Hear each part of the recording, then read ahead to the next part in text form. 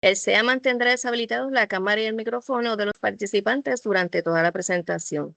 Este webinar será ofrecido por el licenciado Francisco Ortiz Orsini, que es abogado en la práctica privada y catedrático a tiempo parcial en la Facultad de Comunicación e Información del recinto de Río Piedras de la Universidad de Puerto Rico, donde imparte el curso medular Legislación de Medios y Deontología de la Información.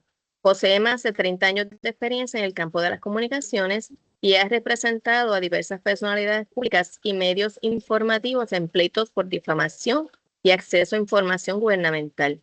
Obtuvo un doctorado en Filosofía y Letras con concentración en Historia de Puerto Rico y el Caribe en el Centro de Estudios Avanzados de Puerto Rico y el Caribe. Ha publicado decenas de artículos en revistas académicas y es autor o coautor de varios libros sobre historia y la relación de Puerto Rico con los Estados Unidos. Su libro Balzac versus el pueblo de Puerto Rico, su historia, sus protagonistas, fue galardonado en el año 2020 como la obra jurídica del año en la categoría narrativa por el Colegio de Abogados y Abogadas de Puerto Rico. Las personas que tengan preguntas las pueden poner en el chat para canalizarlas al licenciado para que las pueda contestar. Si no, al final va a haber un momento para preguntas, pueden levantar su mano virtual para habilitarles el micrófono y puedan hacer la pregunta. Sin más demora, licenciado Ortiz, el espacio virtual es suyo. Adelante con su presentación. Muchas gracias, Rita. ¿Me oyes bien, no? ¿Se escucha bien? Se escucha un poco lejos, licenciado. Un poco. Ok, déjame ver. Estoy chequeando el micrófono. ¿Y ahora? Ok, espera. ¿Y ahora? Se escucha un poquito mejor. Ok, estoy subiendo al máximo el micrófono, espero no. Ok, ¿y ahora? Sí, ahora se escucha mejor. Ok, lo subí al máximo, parece que eso era, aunque lo veo. Ok, voy a tratar de hablar un poquito. Si por cualquier razón no me escuchan bien, pues me lo dicen y entonces tratamos de buscar las medidas. Mientras tanto, déjame ir buscando la presentación. Sí, viene subiendo.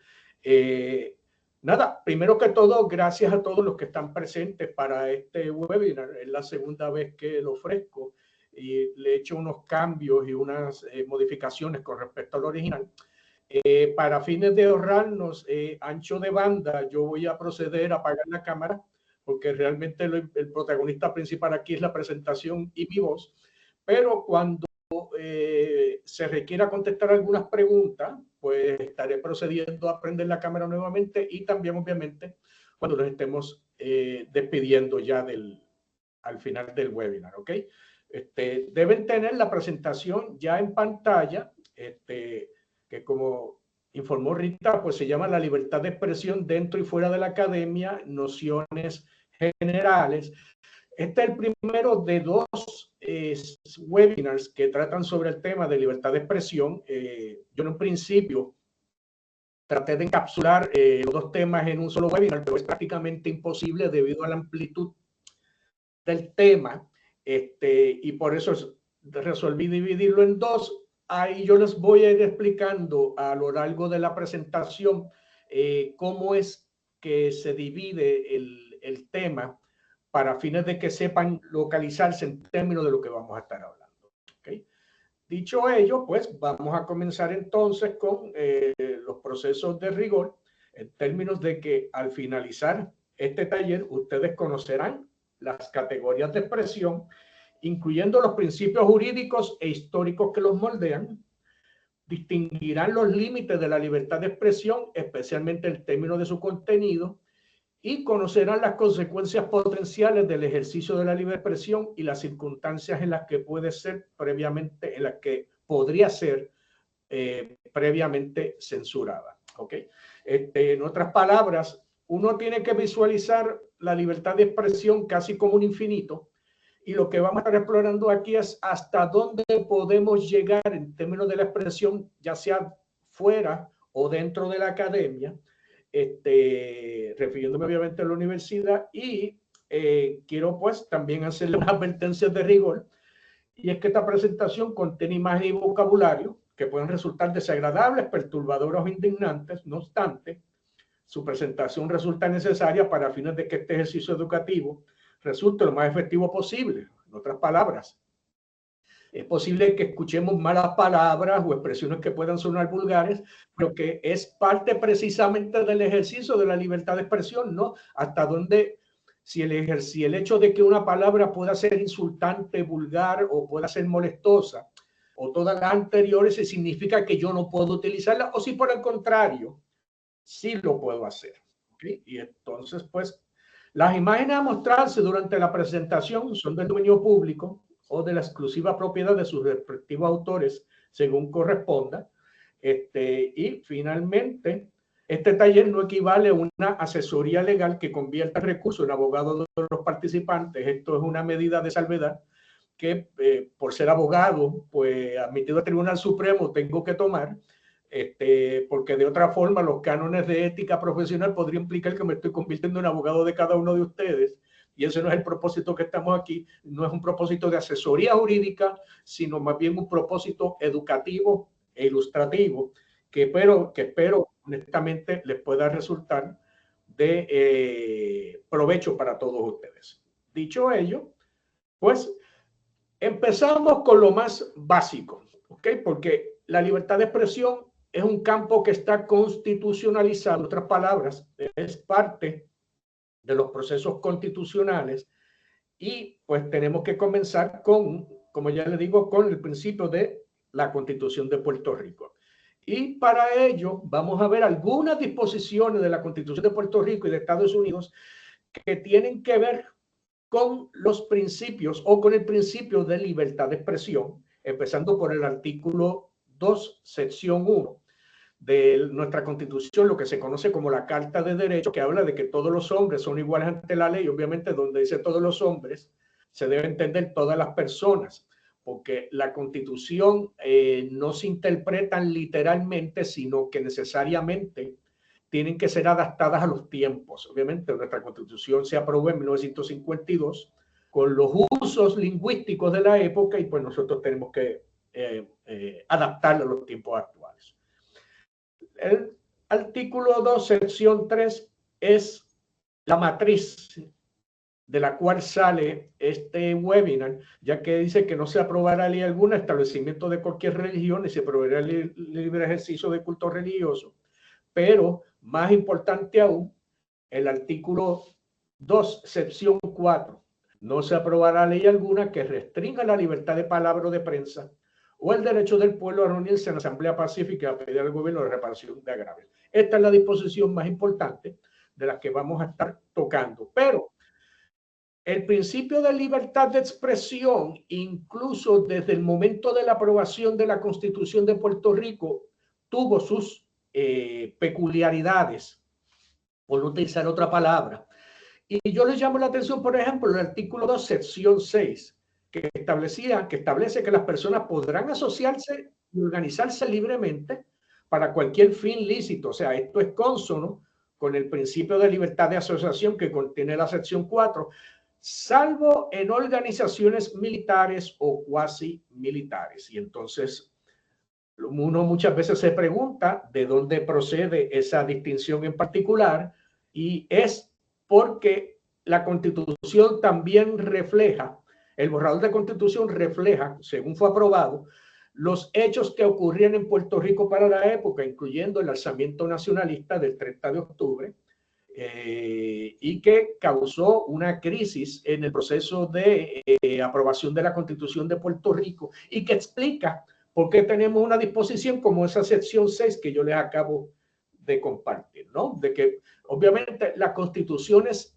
también responden a los eventos históricos que están aconteciendo en ese momento, ¿no? Y continuamos con el artículo, la sección 8 del artículo 2, de que toda persona tiene derecho a protección de ley contra ataques abusivos a su honra, a su reputación y a su vida privada y familiar. Llamo la atención de ustedes a estos artículos en la sección, perdón, las secciones, la 8 y la 11, porque se refieren a derechos constitucionales que también rivalizan con el de libertad de expresión, ¿ok? Porque, por ejemplo, la sección 8 es de donde surgen las reclamaciones bajo el derecho a la intimidad y las reclamaciones por difamación. Así que vemos por lo tanto que cuando uno reclama por derecho a la intimidad o reclama por difamación, lo que estamos contemplando son el choque de dos derechos constitucionales, ambos reconocidos con el mismo rango en nuestra Carta Magna. También la sección 11, que dice por un lado que los procesos criminales van a ser rápidos y públicos, al igual que las sesiones de las cámaras de Senado y de representantes del gobierno del Estado Libre Asociado. Y esto incide en el principio de la libertad de expresión en términos de que el derecho de acceso a información proveniente de los procesos gubernamentales está íntimamente ligado con el principio de libertad de expresión.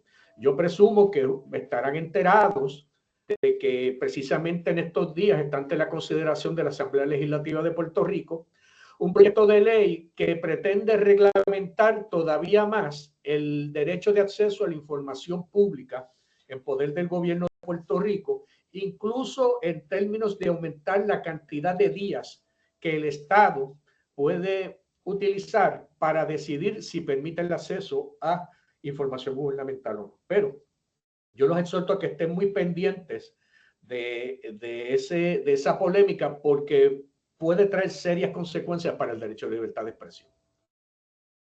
Okay, continuamos en este caso con la Constitución de los Estados Unidos. Obviamente, también hay que considerar a la Biblia, la primera enmienda, que es de donde surge el derecho constitucional de libertad de expresión de parte de la Constitución Federal de los Estados Unidos, que por la relación que Puerto Rico tiene con los Estados Unidos, pues estamos compelidos a utilizarlo también como guía de referencia, y que también dispone que en el caso de los procesos criminales también es un proceso rápido y en público para fines de su divulgación a la ciudadanía. Ok, dicho ello, vamos a entrar de lleno al principio de libertad de expresión.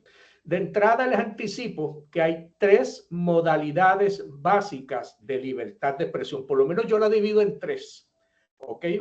Es una división arbitraria que depende de cada conocedor del derecho, pero que desde mi punto de vista la forma más fácil de entender es que estamos hablando de tres tipos básicos de expresión, siendo la primera y la más importante la expresión política, que no es otra cosa que el uso de la expresión para llevar un mensaje al público en general, ya sea de polémica, ya sea para tratar de influir la opinión pública, ya sea para causar indignación, ya sea para molestar, ya sea para satirizar o poner en ridículo a figuras públicas de nuestro ambiente o del ambiente internacional, y que a pesar de que pueden resultar insultantes y pueden resultar de mal gusto, cumplen un propósito en la medida en que logran que el público les preste atención. Aquí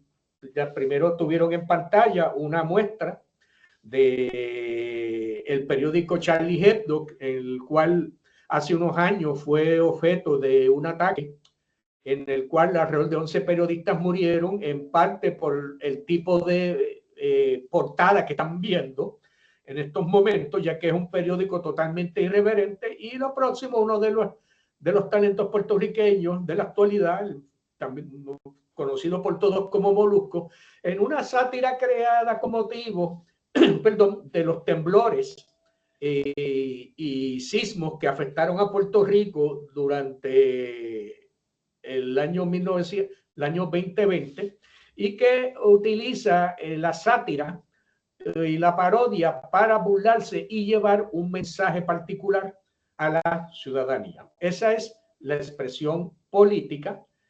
A ella le sigue la expresión comercial. En otras palabras, yo tengo un derecho constitucional de expresarme comercialmente, de mercadear productos, de hacer propuestas promocionales, etcétera. ¿Okay? Lo que pasa es que, como veremos más adelante, el lenguaje comercial no tiene el mismo nivel de protección que va a tener la expresión política. Pero eso lo vamos a ver un poquito más adelante. Estoy mostrándole primero los tres tipos de expresión, y la tercera sería lo que podemos llamar el entretenimiento, que no cae bajo la expresión política necesariamente, aunque puede tener características de expresión política, no cae tampoco nítidamente bajo la expresión comercial, aunque también puede tener un interés comercial. Y por lo tanto, yo trato de ubicarlo más bien como en un punto intermedio. Y es interesante porque el entretenimiento nos proviene de una decisión en términos de una decisión del Supremo de los Estados Unidos, del Tribunal Supremo, quien señaló que no hay duda de que el entretenimiento, al igual que las noticias, posee protección constitucional de la primera enmienda, y también es cierto que el entretenimiento de por sí puede ser tan importante como las noticias. O sea que para que ustedes puedan ver, porque uno tendería a pensar que el entretenimiento no tendría necesariamente un valor de libertad de expresión tan alto, pero por el contrario, conforme a las decisiones, incluso programas de entretenimiento que nosotros podemos cuestionar de si realmente ejercían el periodismo o no, en cierta forma la polémica al respecto no tiene mucho significado, porque el entretenimiento es tan importante, tiene un rango similar al de las expresiones noticiosas. Así que, dicho ello, vamos ahora a volver a la expresión política y a la comercial. Y para eso utilizamos un caso que para mí es de los más importantes, decidido por el Tribunal Supremo de Puerto Rico, el de Vigoró Lorenzana versus Quiznos, en el cual el Tribunal Supremo reconoce que la expresión comercial en particular puede ser sustancialmente regulada por el Estado con mayor facilidad. Y basta un ejemplo clásico para que ustedes puedan entenderlo. Estamos hablando aquí, por ejemplo, de los anuncios, el reglamento de anuncios engañosos del Departamento de Asuntos del Consumidor, el DACO, que precisamente impone multas por el uso del lenguaje engañoso en los anuncios. Eso es un ejemplo de cómo se regula más fácilmente la expresión comercial. Por lo tanto, está sujeta a una protección menos rigurosa que otras formas de expresión, como lo es la expresión política. Y hablando de la expresión política, tenemos otro caso del Tribunal Supremo de Puerto Rico, en el que se consagró el principio de que la expresión política es la más importante, porque nos dice que debe recibir el más alto grado de protección constitucional en nuestra sociedad, y se refiere a la toma de decisiones de forma democrática, de manera que aflore la voluntad de la mayoría al mismo tiempo que se respeten los derechos de las minorías. Por lo tanto, ¿qué es la libertad de expresión política? El libre intercambio de ideas, opiniones e información sobre los procesos gubernamentales y políticos. Por lo tanto, como ya yo les digo, el máximo que puede alcanzar un tipo de expresión es la política. Es la que más protección va a recibir de parte de los tribunales y de parte de la Constitución. ¿Okay? Y también en el caso mismo de Bonilla Medina, como les digo, se reiteró que pues, no puede dudarse de que la expresión política recibe la más completa e importante aplicación en el campo de las campañas políticas. Porque esto es un caso, Bonilla Medina, en que el demandante presentó una reclamación contra el Partido No Progresista porque utilizó una fotografía de él en un pasquín electoral, y resulta que el demandante era miembro del Partido Popular y cuestionó el uso de su imagen y de su intimidad para ese pasquín, pero el Tribunal Supremo resolvió que no iba a darle paso a su reclamación debido a la importancia de la expresión política. ¿Ok? Continuamos entonces, porque ahora vamos a expresar, ahora es que vamos a ver cómo se bifurca este webinar con respecto a la segunda parte que ya yo les mencioné, que hubo que dividirlo, porque hay dos vías para regular el derecho a la libre expresión. ¿Ok?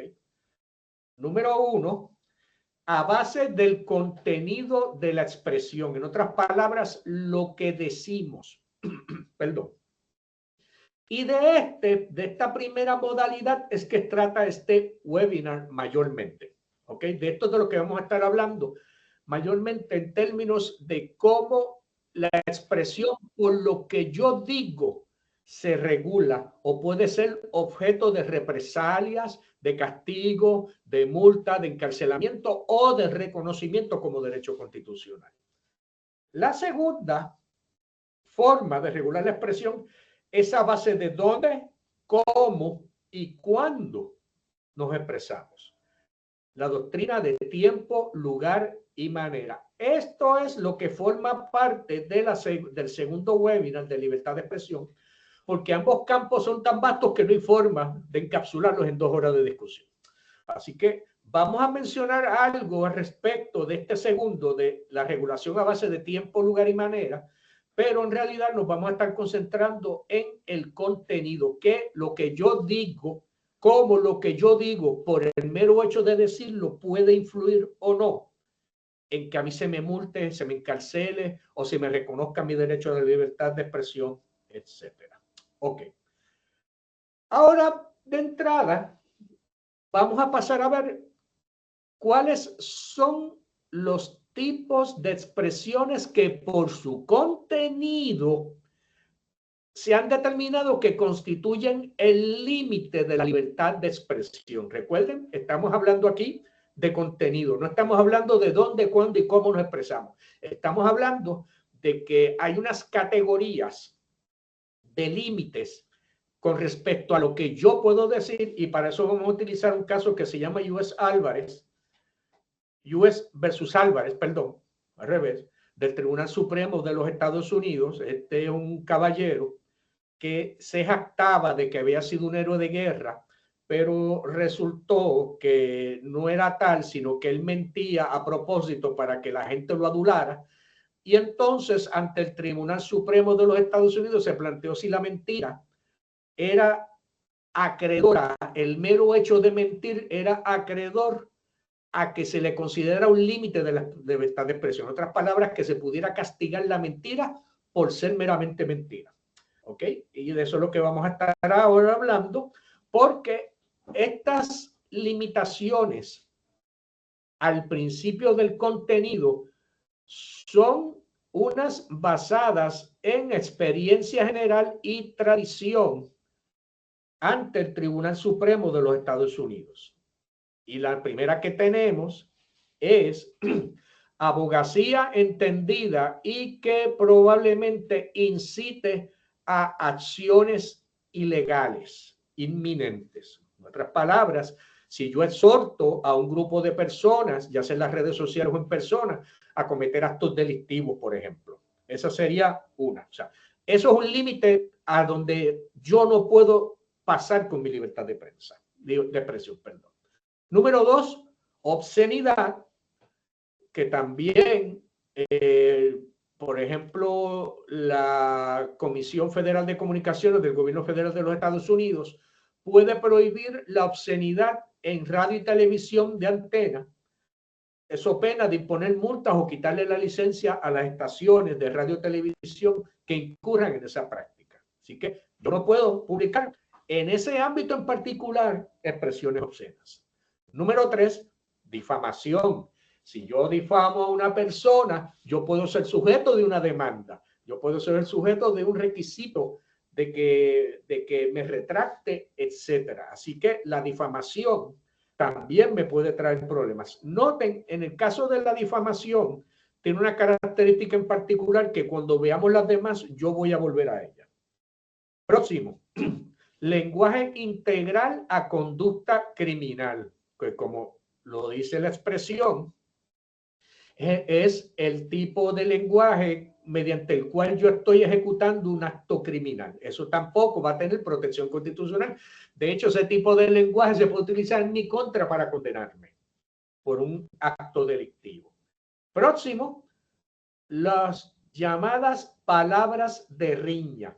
Aquí lo que tenemos es el insulto personal, el llamar a una persona con lenguaje indecoroso, usar expresiones como maricón, hijo de la gran puta, expresiones de esa índole que necesariamente pueden generar una reacción adversa de parte del sujeto de la expresión y por lo tanto generan una pelea. ¿Okay? Pero el fighting word, la palabra de riña, siempre es una interacción personal entre dos o más sujetos.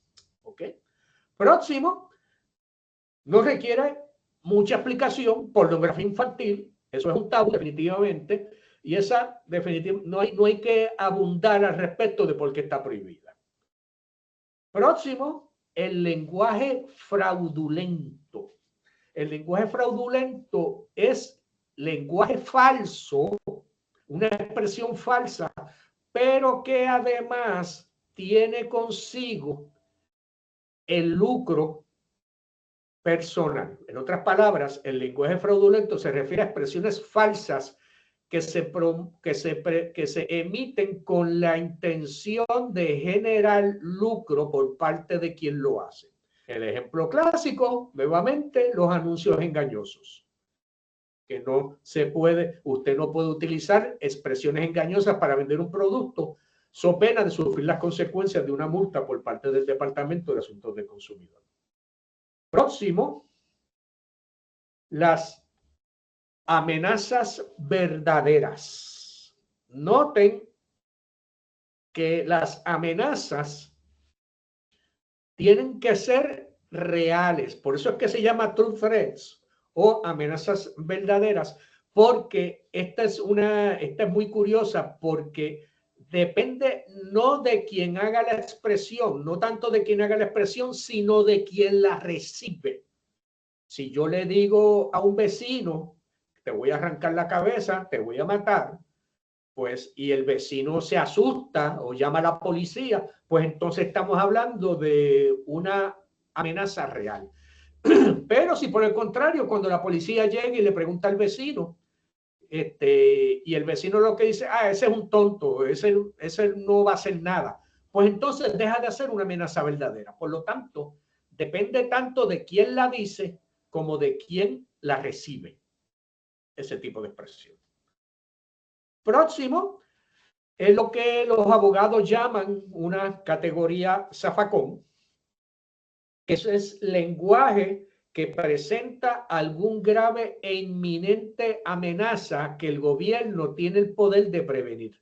Por lo tanto, esta última cláusula es para situaciones no contempladas en las anteriores, pero que el Tribunal Supremo de los Estados Unidos algún día a lo mejor dice que, mire, esto tampoco se puede decir por su contenido. O sea, que es, como yo le digo, una categoría zafacón para otro tipo de expresión. La distinción que tienen todas estas categorías versus difamación en particular es que cada una de ellas, obscenidad, fighting words, pornografía infantil, son límites impuestos por el gobierno. Me pueden multar, me pueden encarcelar, me pueden procesar por incumplir, por traspasar estos límites, mientras que en el caso de la difamación, esto es exclusivamente un proceso entre personas privadas. El gobierno no me puede demandar por difamación, yo no puedo demandar al gobierno por difamación. Esto ocurre exclusivamente entre personas privadas, que es lo que lo distingue de las restantes categorías. ¿Ok? Dicho ello, voy a pasar a mostrarles un ejemplo de amenazas verdaderas para que tengan una noción en caso de que haya quedado cualquier duda. Por favor, tengan cuidado con sus bocinas, porque yo nunca he hecho esto antes. Yo les voy a estar presentando ahora un video con audio que dura aproximadamente de 1 minuto a 2 y puede que sea un volumen todavía superior. Nunca lo he hecho antes. Vamos a ver cómo funciona. Preparados.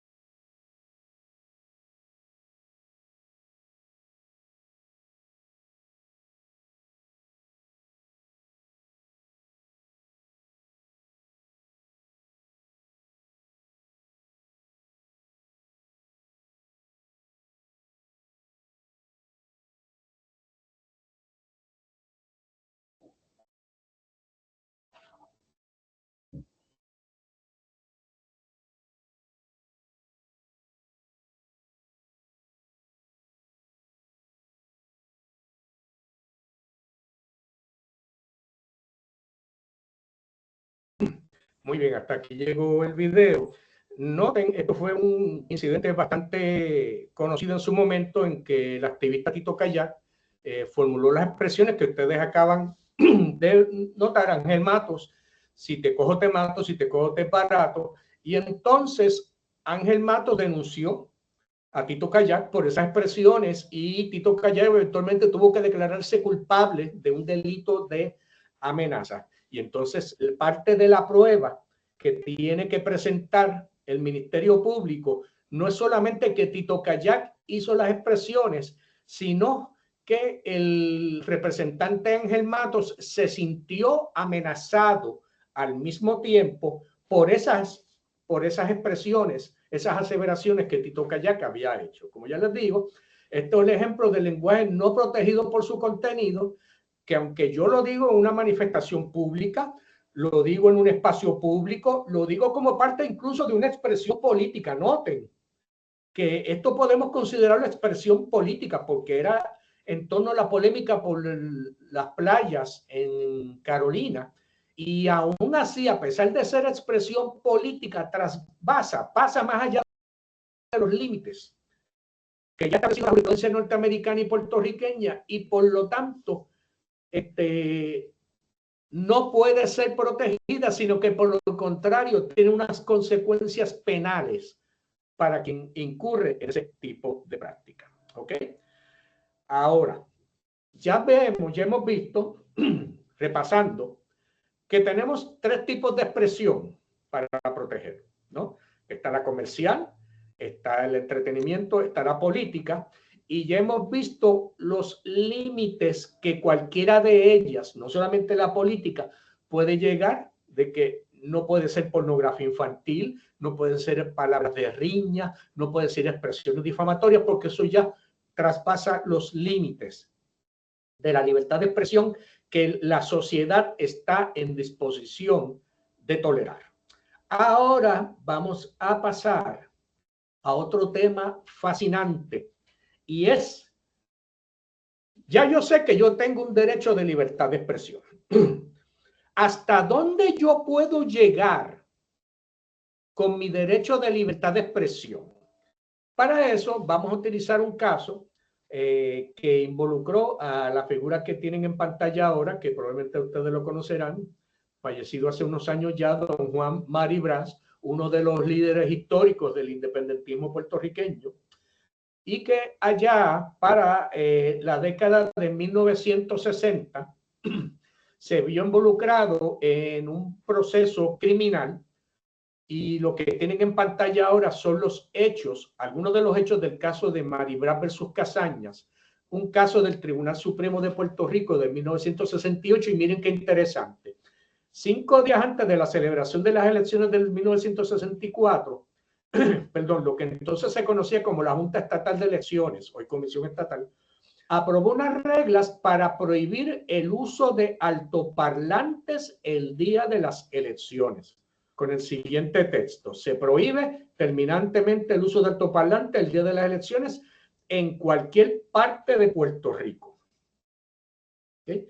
Y esta reglamentación chocó con unos miembros del movimiento pro independencia, incluyendo a Mari Brás, quienes fueron acusados por precisamente violarla el día de las elecciones. Ellos tenían unos altoparlantes y estaban llevando un mensaje para que la gente no votara en las elecciones. Me dan un segundo que voy a tomar un traguito de agua.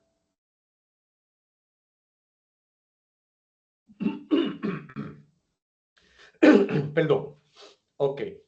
Pues entonces se cuestionó si esa disposición que le había costado la cárcel a Mari Brás y a sus compañeros era constitucional o no por violar el principio de libertad de expresión. Noten, y para eso vamos a volver un momentito atrás. Vamos a ver si aparece. Ok.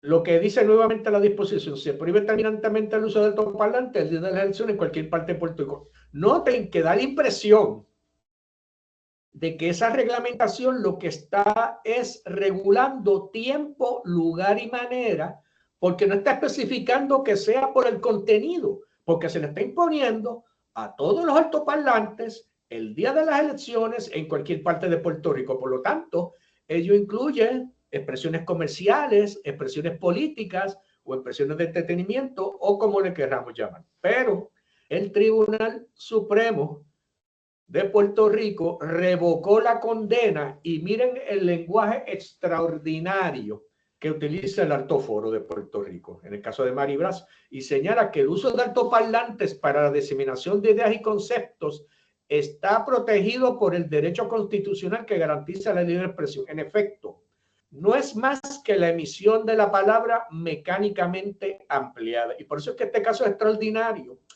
porque nos está diciendo que el derecho de libertad de expresión no solamente es un derecho de yo expresarme, es un derecho de que la gente me escuche, es mi derecho de que la gente sepa lo que yo tengo que decir.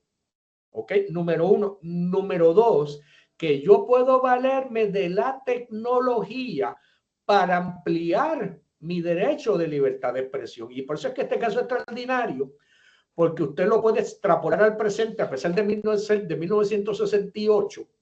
Es un caso que usted lo puede citar hoy en día perfectamente para situaciones, por ejemplo, de expresiones en las redes sociales, que hoy en día en las redes sociales, la internet, la tecnología es expresión mecánicamente ampliada. O sea, y por lo tanto, este lenguaje, este caso, nos garantiza el ejercicio de la libertad de expresión en las redes sociales y en la internet.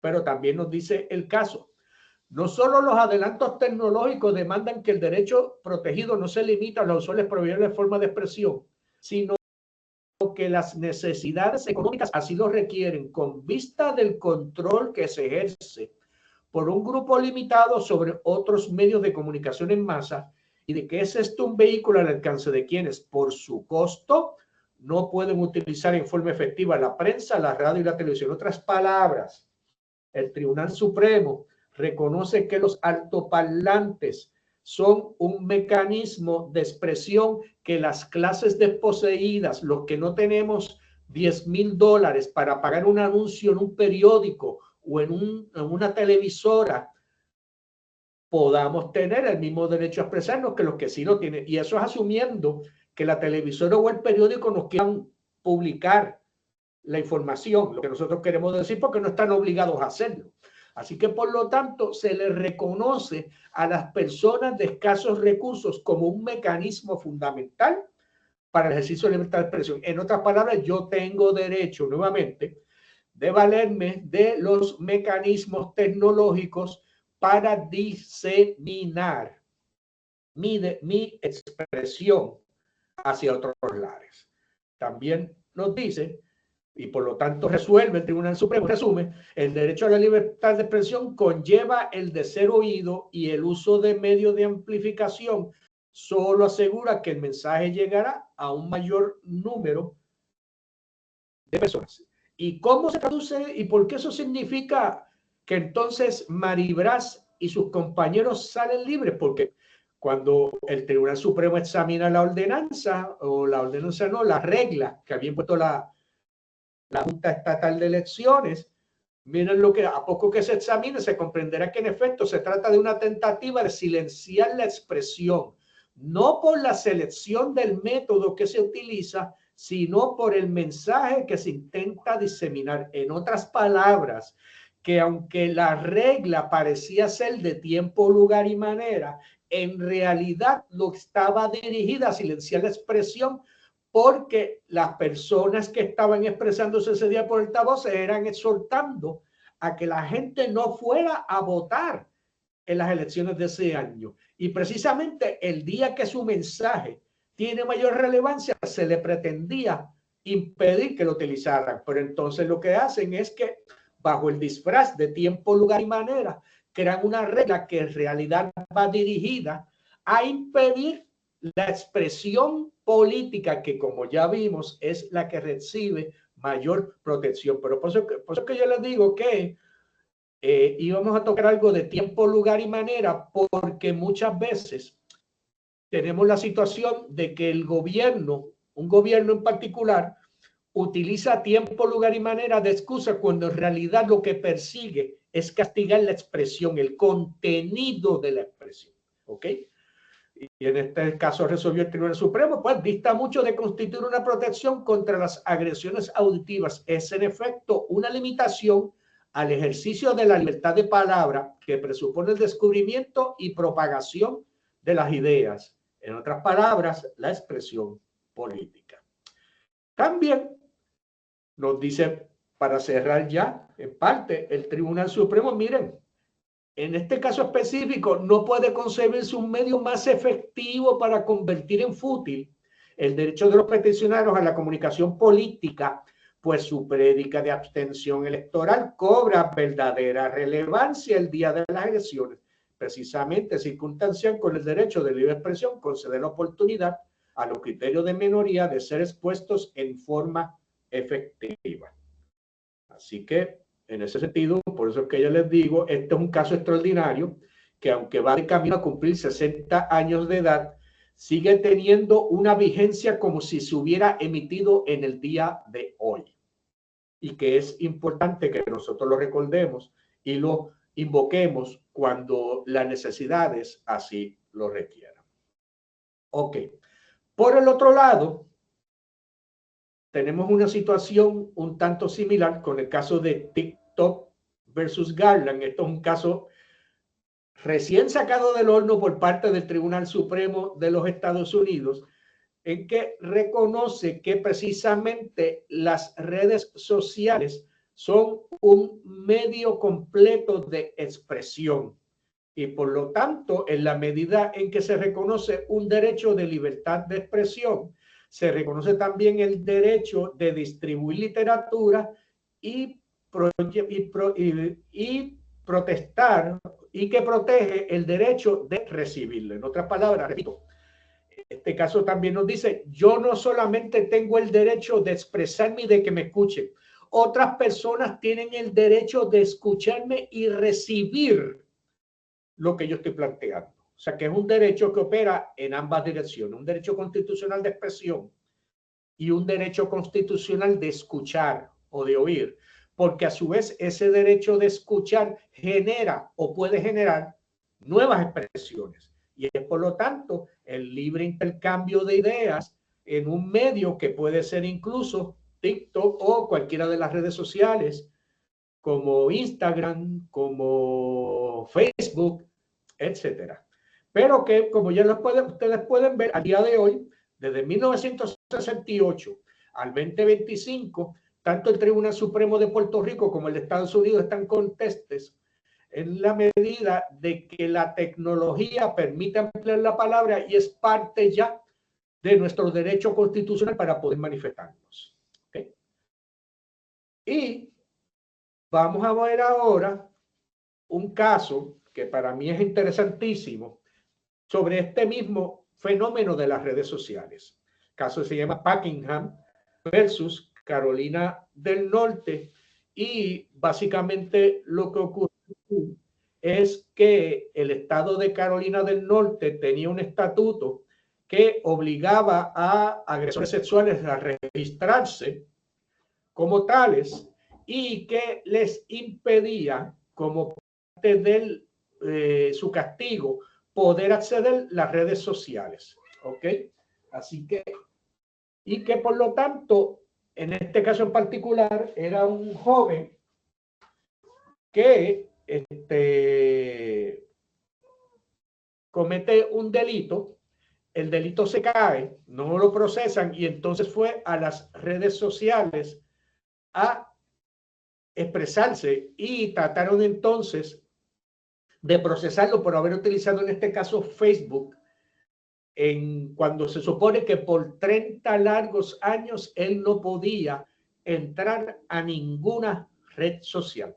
Y el Tribunal Supremo de los Estados Unidos falló a su favor porque resolvió, como ya lo he dicho, que, mire, en primer lugar, hay un derecho de protestar y de manifestarse en todas las vías públicas, en los sitios públicos, por ejemplo, en parques, aceras, porque constituyen la forma más básica de libertad de expresión. En ese mismo sentido, aunque en el pasado solamente se habían referido a los espacios físicos, al día de hoy se reconoce que la Internet, el vasto democrático foro de la Internet, es parte del derecho a la libertad de expresión. O sea, en otras palabras, yo tengo el mismo derecho que yo tengo de expresarme en la calle, lo voy a tener en las redes sociales. A un ofensor sexual que esté clasificado como tal, no se le puede impedir en la calle que se manifieste.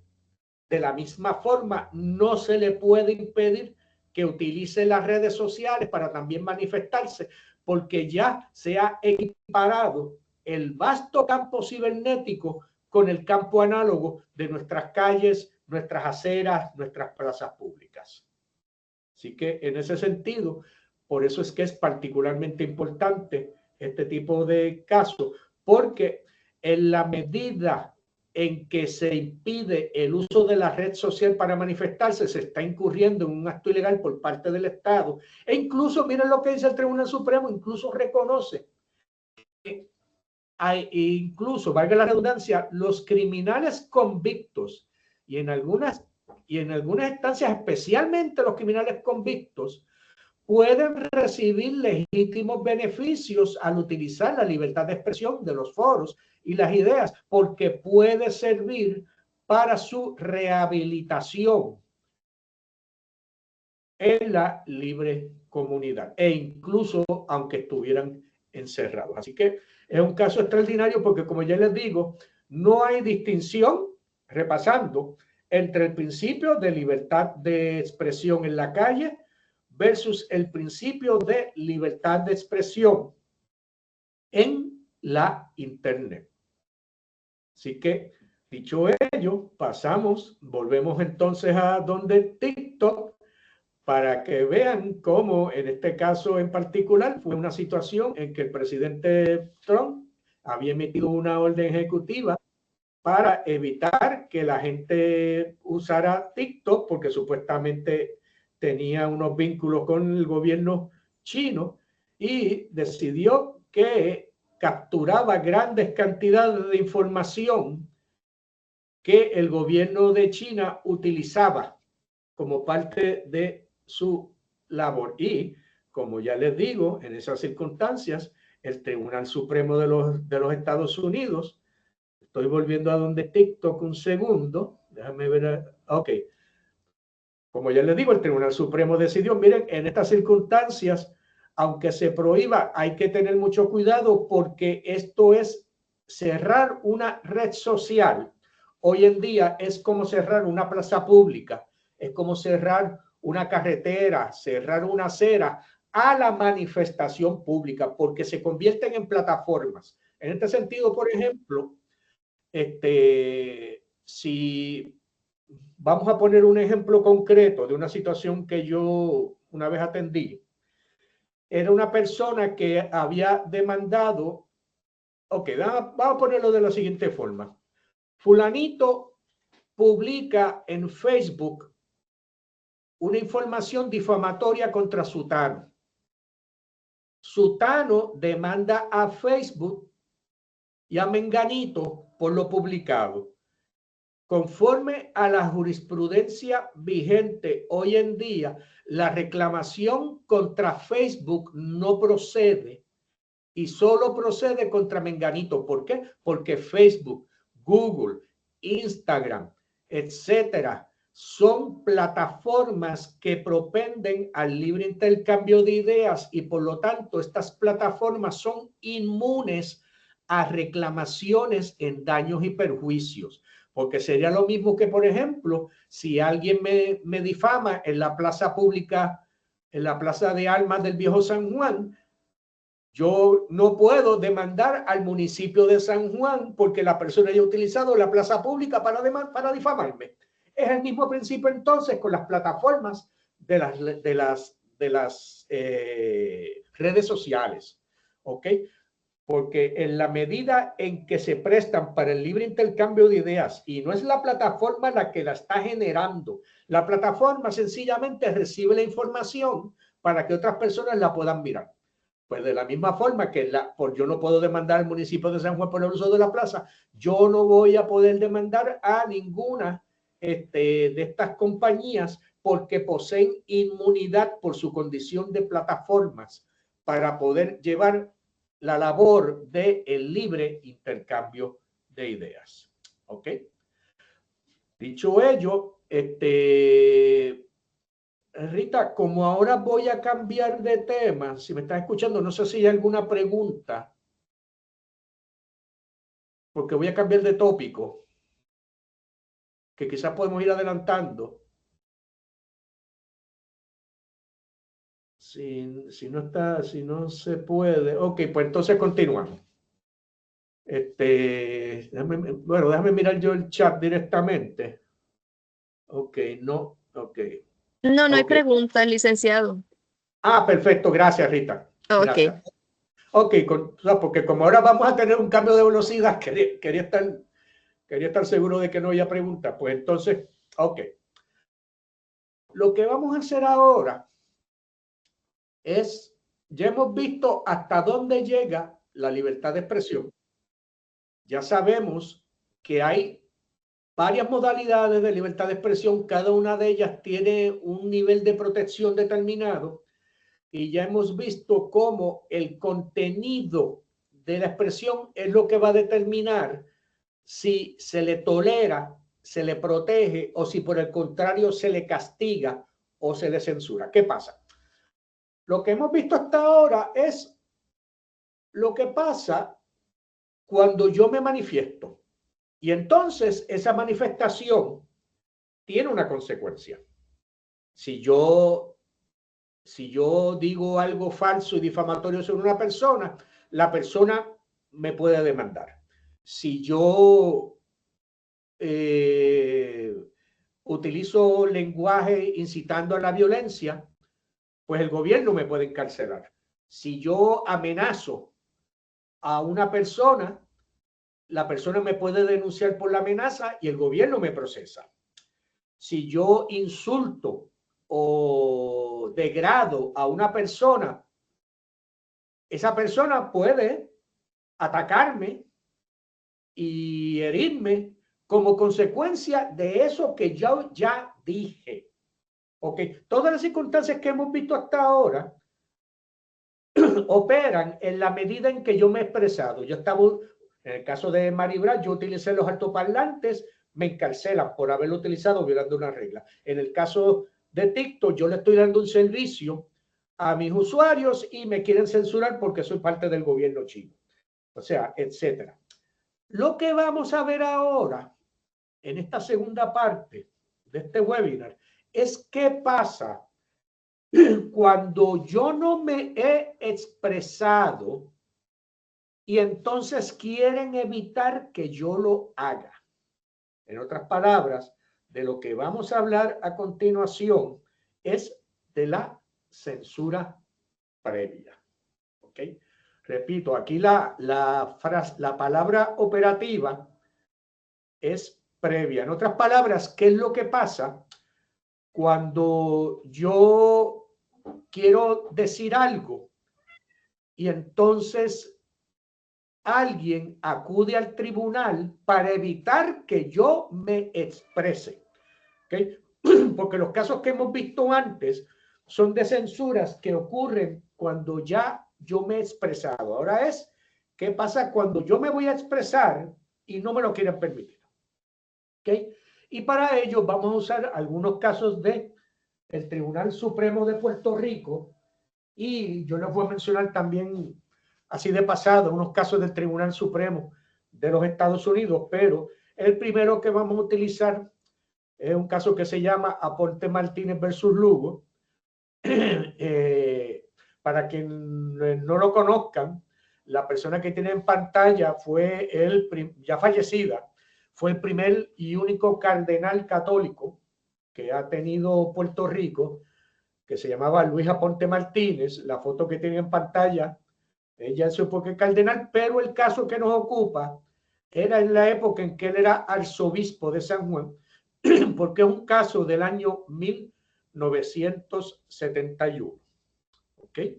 Y en este caso es bien curioso porque se trata de una situación en que el arzobispo contrata a un señor que se llamaba José Luis Lugo para administrar los bienes de la Iglesia Católica en Puerto Rico. Perdón. O sea que, como ya ustedes pueden ver, se le da a esta persona un puesto alto, de alta jerarquía, en la iglesia como administrador. ¿Ok? Entonces, estos bienes incluían propiedad inmueble por valor de muchos millones de dólares y sumas considerables en efectivo. Un segundo, por favor. Que la garganta me está traicionando hoy. Ok, continuamos. En cuanto a la administración de dichos bienes, Lugo, como administrador, el señor Lugo encontró que existían una serie de deficiencias, las cuales le fueron expuestas por el anterior administrador en un informe suyo al arzobispo. El señor Lugo descubre esos mismos problemas y se los trae a la atención del arzobispo. Mire, arzobispo, hay unas situaciones, hay unas irregularidades dentro de la iglesia que me preocupan, que tenemos que atender, y el arzobispo, en vez de hacerle caso, lo despidió de su trabajo. ¿Ok? Y Lugo, por sentirse que lo habían despedido injustamente, le envió una carta al arzobispo, una carta informe detallando los actos de irregularidades que había encontrado cuando fue administrador e informándole que si no contestaba la carta, se la estaría circulando a los obispos de Puerto Rico, a la Nunciatura de Santo Domingo, al Vaticano, a los sacerdotes y a las personas que tienen relación con determinados fondos y el Departamento de Justicia. Y el arzobispo, después de recibir eso, decidió, porque para que Lugo no publicase su carta informe, acudió al tribunal y solicitó y obtuvo un interdicto o injunction contra Lugo para que no pudiera manifestarse. ¿Ok? Por lo tanto, este es, en términos históricos, el primer caso de censura previa que se da en la jurisprudencia de Puerto Rico. Como ya vieron, el tribunal de primera instancia le dio la razón al arzobispo y emitió un injunction impidiéndole a Lugo publicar la carta informe, y el caso entonces llega ante el Tribunal Supremo de Puerto Rico, quien falla en contra del arzobispo y a favor de Lugo, y estos son los señalamientos que el Tribunal Supremo de Puerto Rico utilizó como base para decidir cómo lo hizo. ¿Ok? Nos dice el Tribunal Supremo que el ejercicio de la libertad de prensa no depende de que lo que se diga o publique sea cierto y que tampoco puede coartarse dicha libertad en aras de evitar un escándalo. Noten, por lo tanto, que la mentira, o sea, el hecho de que una información sea falsa, no va a ser suficiente para conceder la censura previa. Nadie me puede impedir expresarme a base de que lo que yo voy a decir es una falsedad. No. Hay que permitir que la persona se exprese. Después de la expresión es que se determina si, siendo falsa, incurre la persona en algún tipo de responsabilidad o no. ¿Ok? Y tampoco puede coartarse dicha libertad en aras de evitar un escándalo, porque es muy curioso, porque uno de los argumentos del arzobispo era que si se publicaba la carta iba a provocar un escándalo, y que era lo que él quería evitar. Y el Tribunal Supremo prácticamente lo que le dice es al contrario. La carta lo que pretende es precisamente eso, que se forme un escándalo que llame la atención pública a una situación de alto interés público, como es el manejo de la Iglesia Católica y de la posible comisión de irregularidades en el manejo de fondos dentro de la Iglesia Católica de Puerto Rico. Así que la libertad de prensa es esencial para la libre vida de un país, y esa libertad consiste en que no se le imponga censura previa a las publicaciones. Nos dice también el Tribunal Supremo. Toda tentativa de censura llega al tribunal acompañada de una fuerte presunción de inconstitucionalidad. Palabras mayores. ¿Qué significa esto? Que si yo voy a pedir una censura ante el tribunal, automáticamente se presume que esa censura que yo estoy pidiendo es inconstitucional y que por lo tanto es inválida.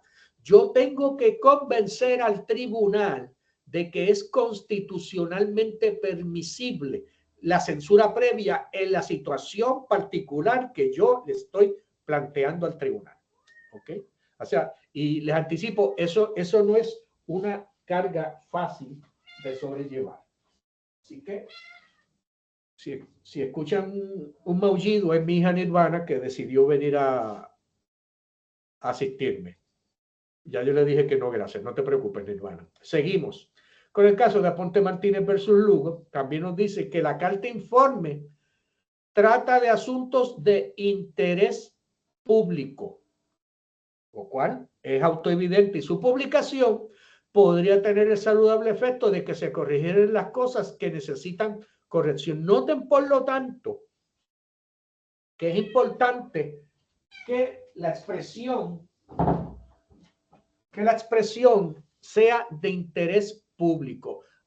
Muy distinto podría ser si se trata de un asunto privado. El Tribunal Supremo no lo ha resuelto todavía. Lo único que sabemos es que la censura previa no va a proceder cuando se trate de asuntos de interés público. ¿Okay? Así que esa controversia está latente para resolverse otro día. Nos dice también el Tribunal Supremo, no se trata aquí de una persona privada, sino de una persona pública. Este caso, por lo tanto, también es importante porque nos define lo que es una figura pública en Puerto Rico. Nos dice, el arzobispo es una figura pública, organiza y dirige marchas en favor y en contra de legislación, celebra conferencias de prensa y se expresa públicamente sobre asuntos públicos. En otras palabras, la figura pública es aquella que busca la atención de los medios informativos de manera voluntaria con la intención de influir sobre la opinión comunitaria en general. Y en la medida en que una figura pública, menos todavía, va a poder recurrir a la censura previa para tratar de mantener en privado un asunto que es de interés público de por sí. Así que voy a volver un momentito aquí porque también quería señalarles que en este caso de Aponte Martínez versus Lugo, resultó que el arzobispo admitió que la mayoría de los datos que aparecían en la carta informe eran verídicos, no eran falsos. Y entonces, con menos razón todavía, se podía conceder una censura pública en esas circunstancias. ¿Ok?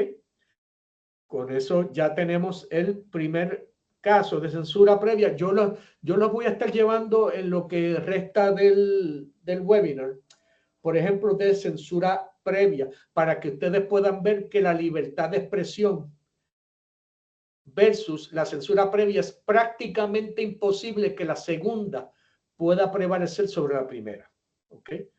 Y vamos a ver, el próximo caso es uno que fue muy famoso en los Estados Unidos y que involucró a una persona que había matado a 6 miembros de una familia en el estado de Nebraska. ¿Ok? Y ese crimen inmediatamente llamó la atención de todo de todos los medios de comunicación, y el juez que estaba atendiendo el caso decidió emitir lo que se conoce como una orden de mordaza. ¿Okay? Se emitió una orden restrictiva y que prohibía a toda persona de cualquier índole expresarse sobre el contenido del caso o sobre los testimonios que fueran a ofrecerse en durante el juicio. ¿Ok? Y eso incluía a todos los medios informativos, a reporteros, a editores, a comentaristas, etcétera. ¿Ok? Y este caso es el de Nebraska Press versus Stewart. Y entonces, repasando qué fue lo que hizo el juez. La fiscalía pide una orden de mordaza. Una orden de mordaza que ustedes han escuchado que se emite con cierta frecuencia en procesos civiles o criminales. La norma general es que la orden de mordaza se refiere a las personas que están trabajando dentro del sistema judicial, a los jueces, a los fiscales, a los abogados, a los secretarios, a las alguaciles, etcétera. Todos los empleados que están participando en un juicio en particular tienen una orden de mordaza de que no se pueden expresar contra la prensa. En este caso en particular, sin embargo, el juez emite la orden no solamente contra los empleados, sino contra toda la prensa a nivel de todos Estados Unidos, de que no podían expresarse con respecto al juicio que estaba por celebrarse. Y el Tribunal Supremo de los Estados Unidos revocó esa orden. Y miren el lenguaje que utiliza este foro para condenar la censura previa. Dice que la censura previa, por definición, tiene un efecto inmediato e irreversible sobre la prensa. ¿Ok? ¿Por qué?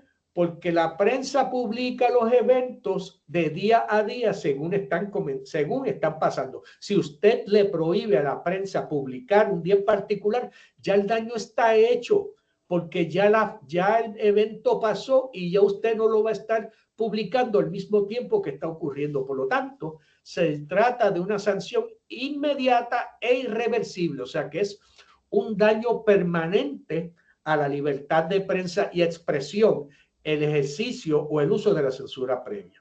En la medida en que eso provoca que se congele la expresión, por lo menos por algún tiempo.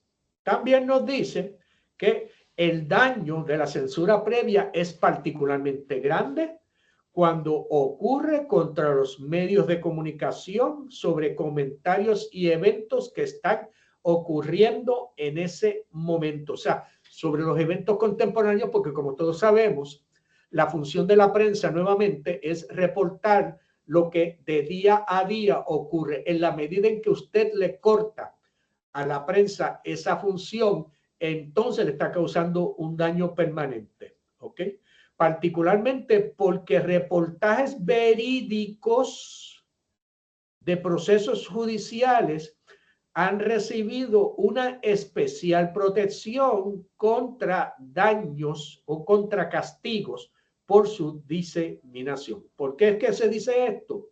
Porque el Tribunal Supremo de los Estados Unidos y el de Puerto Rico también han reconocido que la prensa juega un factor fundamental en la diseminación de informaciones de lo que pasa día a día en los asuntos de gobierno. Ejemplo, ustedes están conmigo hoy aquí tomando este webinar. Ustedes no pueden, por lo tanto, estar yendo a todos los tribunales de Puerto Rico, aunque quisieran. No pueden estar presentes en cada uno de ellos para saber cómo están funcionando, si se está haciendo justicia, si los procedimientos se están llevando como debe ser, porque usted, como ciudadano que paga sus impuestos, tiene derecho a fiscalizar cómo se comportan los organismos de gobierno.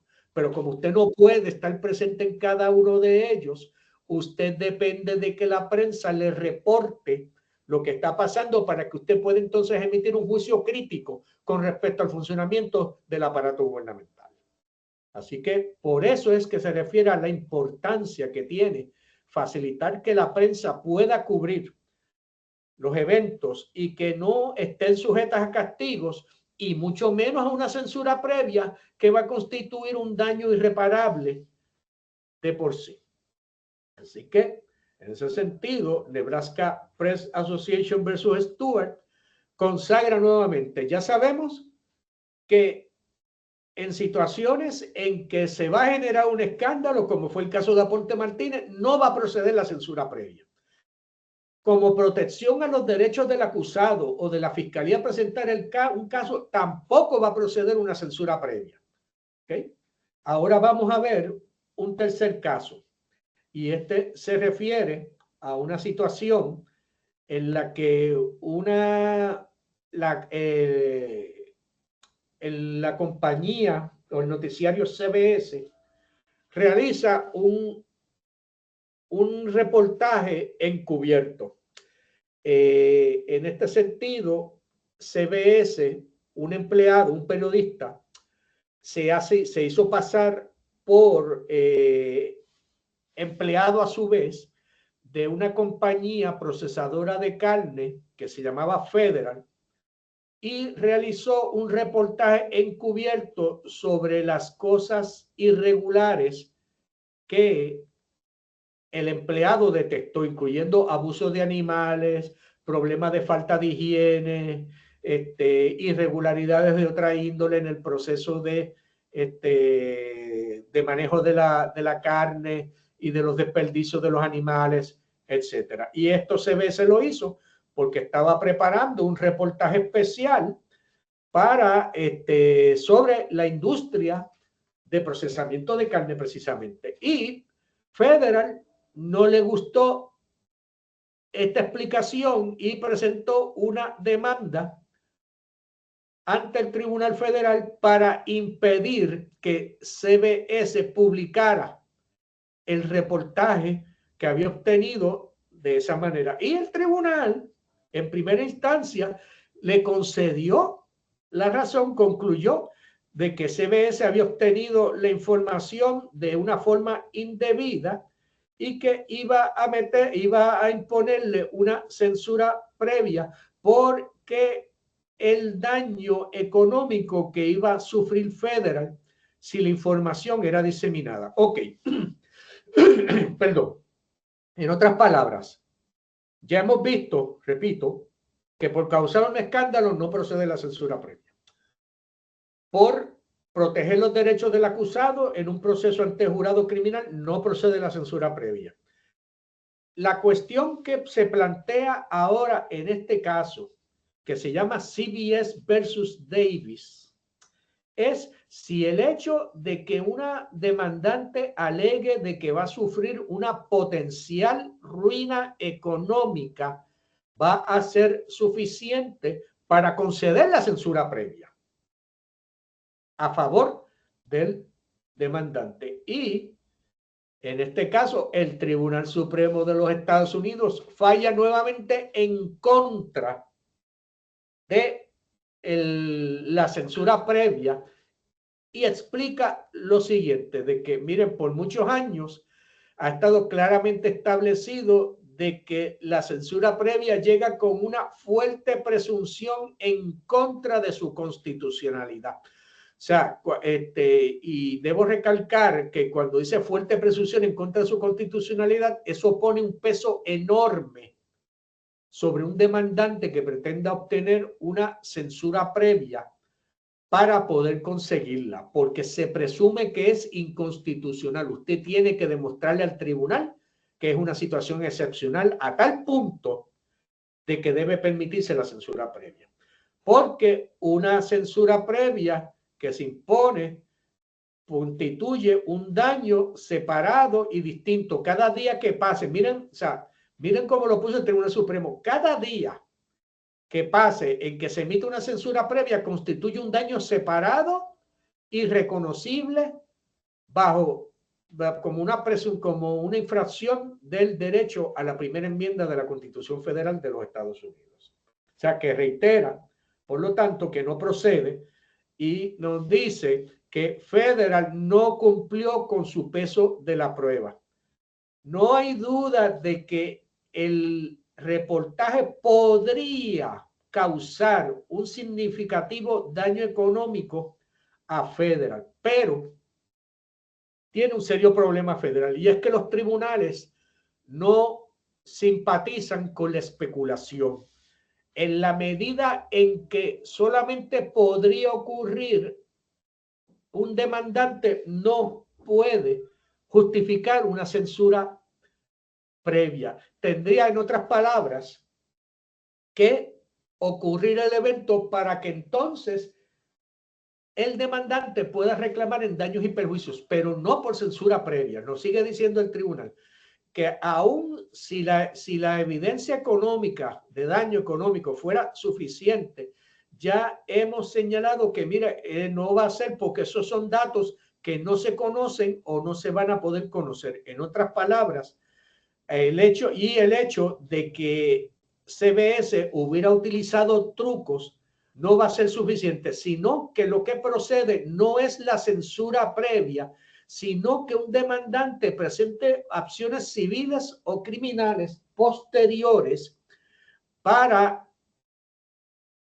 corregir lo que el reportaje haya podido dañar. O en otras palabras, en casos económicos, es decir, yo no puedo depender de que esto me va a provocar un daño económico para obtener la censura previa. Yo tengo que coger el cantazo, por utilizar lenguaje pueblerino. Yo tengo que sufrir las pérdidas y entonces reclamar por daños y perjuicios contra el publicador, pero no puedo impedir la publicación. Repito, tengo que coger el cantazo y después entonces yo presento una demanda en daños y perjuicios para repararme, y esa es la sanción apropiada para casos de difamación o de otro tipo de daños causados por las publicaciones. Pero como yo digo, esto es prácticamente, la libertad de expresión es un tren imparable en la medida en que, como ya hemos visto, no puede ser por escándalo, no puede ser para proteger los derechos constitucionales de un acusado en juicio justo, y tampoco puede ser para impedir un daño económico. ¿Ok? Número uno, porque es especulativo. Y número dos, porque aunque no fuera especulativo, es tan importante la protección del principio de libertad de prensa que es preferible que la prensa siga publicando diariamente sin ningún tipo de obstáculo y que después el sujeto de la información que haya sufrido el daño lo reclame por vía de compensación, pero no puede ser con la censura previa. Así que eso les da nuevamente una idea de la importancia que tiene el hecho de la libertad de expresión y que la censura previa es cuesta arriba poder conseguirla en este tipo de circunstancias. Pero vamos a tener un ejemplo adicional que nos corresponde a nosotros en Puerto Rico, y para esto hay que hacer un poquito de historia. Yo me imagino que ustedes conocen a los jóvenes que están en pantalla, Santiago Mari Pesquera, hijo de Juan Mari Brás, Carlos Muñiz Varela.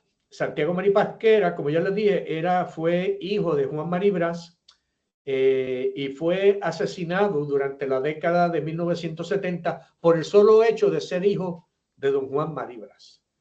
Carlos Muñiz Varela, por su parte, fue un joven de origen cubano que tenía una compañía de una agencia de viajes llamada Viajes Varadero y que patrocinaba que ciudadanos cubanos en Puerto Rico, que estuvieran en Puerto Rico, pudieran viajar a Cuba para visitar a sus familiares.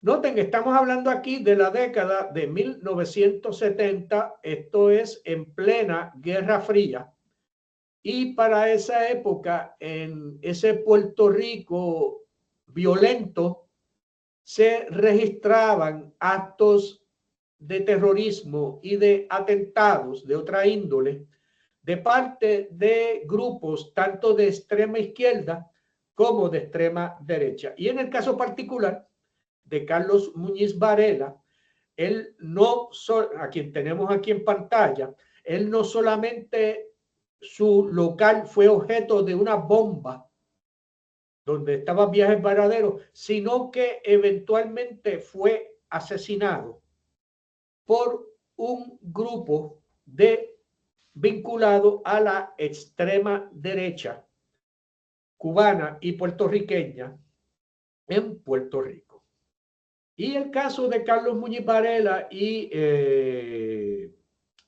Santiago Mari Pesquera, pues es un caso que sigue vigente a nivel del pueblo de Puerto Rico, a tal punto de que aún hoy en día personas de distintas ideologías políticas siguen clamando porque se conozca la verdad con respecto a los asesinatos de Muñiz Varela y Mari Pesquera.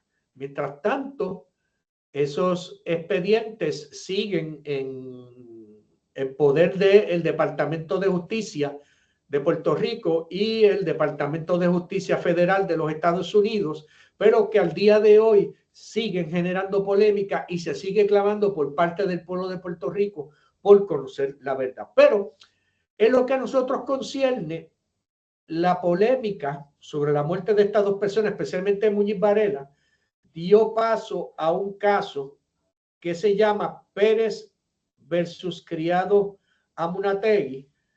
La señora Pérez era la viuda de Carlos Muñiz Varela y demandó al doctor Rafael Criado Amunátegui, que fue el médico que hizo la autopsia a Carlos Muñiz Varela. Ok. En el caso de Muñiz Varela, él estaba transitando de su casa, de su negocio a su casa, y se detuvo en un semáforo en Guaynabo. A su lado se estacionó un vehículo desde el cual le hicieron un disparo. Muñiz Varela, que estaba herido, trató de buscar su arma, porque como comerciante que era, pues tenía derecho a portar un arma, pero uno de los individuos que iba en el carro del lado se bajó y le dio un tiro de gracia que le atravesó el cráneo, muriendo Carlos Muñiz Varela en el acto. Al momento de su muerte, Muñiz Varela, pues, estaba casado con la señora Pérez y tenía varios hijos, era padre de familia, un muchacho joven que estaba en sus 30 y pico de años, y fue sometido a un examen de autopsia por parte del doctor Criado. Y el problema fue que algunas de esas fotos de autopsia fueron suministradas a un periódico llamado La Crónica, identificado con los sectores de extrema derecha de Cuba, y se publicaron fotos del cadáver de Carlos Muñiz Varela tomadas durante la autopsia. En las mismas se aparece la imagen del rostro del cadáver y se observan cicatrices ocasionadas por el acto criminoso de que fue objeto, además de las resultantes de la autopsia. El periódico anunció además que iba a publicar fotos adicionales de la autopsia de Muñiz Varela, aparte de las que ya había diseminado. Y entonces, por esa razón es que la señora Pérez acude al tribunal para impedir la publicación de esas fotos. Pero no solamente era un problema con la publicación de las fotos. La realidad es que el periódico La Crónica había sacado un artículo en el cual especulaba que la muerte de Carlos Muñiz Varela no había sido un asesinato político, sino que había sido por una de dos razones.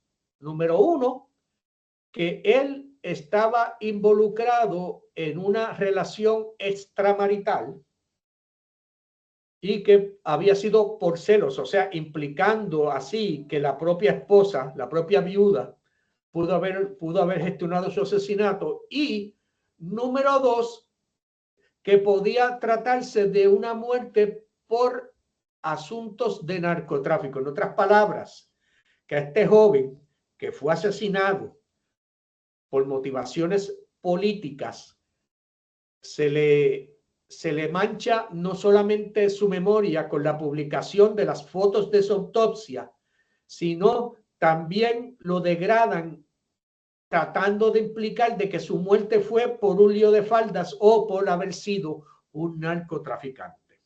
¿Ok? Y como ya les digo, la viuda de Carlos Muñiz Varela desesperadamente va al tribunal a pedir que se evite la publicación de las fotos de la autopsia. Y aquí yo me voy a detener unos segundos porque yo voy a compartir con ustedes una de las fotos que salió publicada en esos reportajes de la muerte de Carlos Muñiz Varela, para que ustedes puedan sentir un poco en carne propia, si es que quieren mirar la foto, no están obligadas a verla. Yo les voy a decir cuándo las voy a poner y cuándo las voy a quitar. No forma parte de los materiales que les voy a estar circulando porque por sensibilidad decidí no hacerlo debido a esta situación, pero que me parece que es necesario para que ustedes puedan ponerse en el lugar de esta dama, de saber lo que habían publicado sobre su esposo y lo que se pretendía publicar. Lo que están viendo en pantalla es una de las fotos que publicó el periódico sobre esta situación y que ya acabo de quitarla.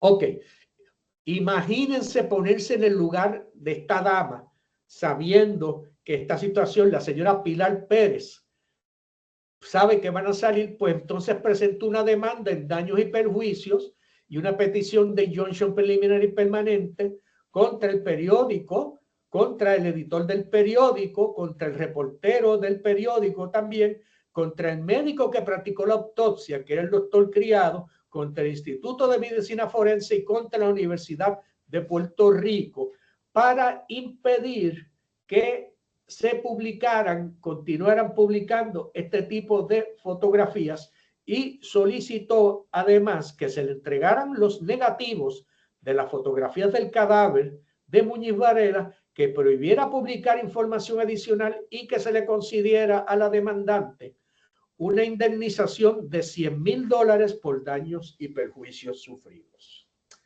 Y entonces la pregunta que vamos a hacernos es, ¿va a proceder aquí la censura previa?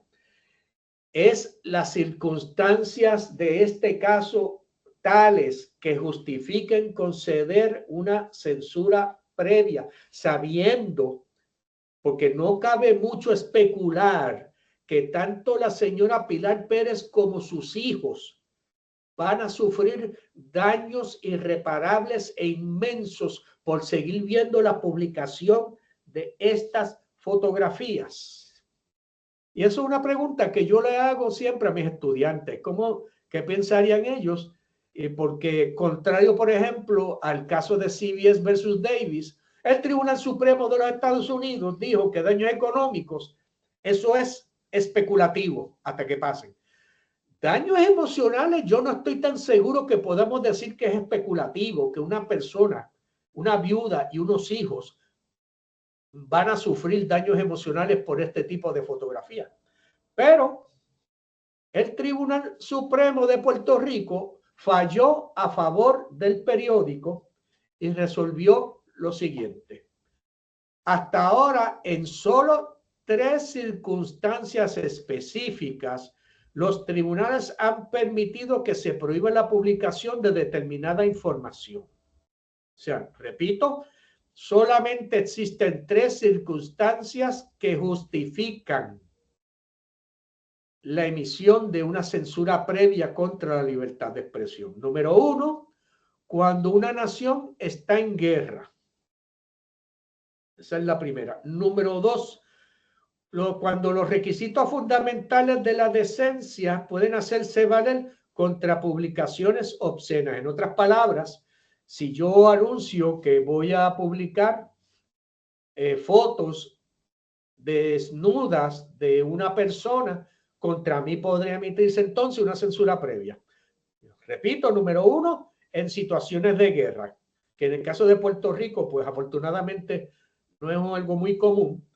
Y número 2, cuando se trata de expresiones obscenas. Y número 3, cuando se trata de el pronunciamiento de palabras que podrían tener el efecto completo de la fuerza en el sentido del derrocamiento del gobierno o exhortaciones a actos de violencia. Repito, solamente por lo tanto vamos a tener 3 circunstancias en las cuales va a proceder la censura previa. Número 1, cuando hay guerra. Número 2, cuando se trata de publicaciones obscenas. Y número 3, cuando se trata de exhortaciones a actos de violencia y al derrocamiento por la fuerza del gobierno. Ok, sí, no se preocupe, don Manuel. Dicho ello, la pregunta que hay que hacer, ¿se caen los hechos de este caso dentro de una de las 3 excepciones? La contestación es que no.